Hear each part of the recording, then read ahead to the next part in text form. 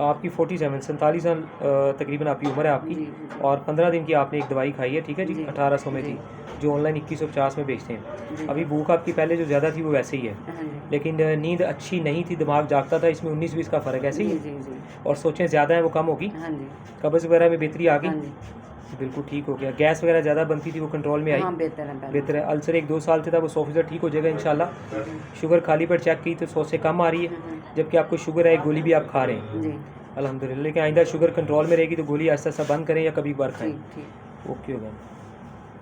अच्छा, इसके अलावा डिप्रेशन वगैरह दिमाग पे कंट्रोल आया, ठीक है, क्योंकि सोचों पे कमज़ोरी है। अच्छा, रेशा गले में आता था, वो बेहतर है वो पहले भी से बेहतर है।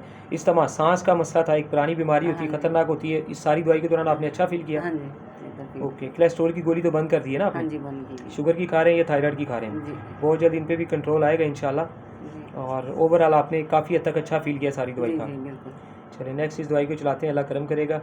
और चक्कर आपको आते थे, आपने कहा वो भी ठीक हाँ हो गए। वो भी ठीक है चलें, ओके, बेहतर है इंशाल्लाह। आगे दवाई चलाते हैं, अल्लाह करम करेगा सारे।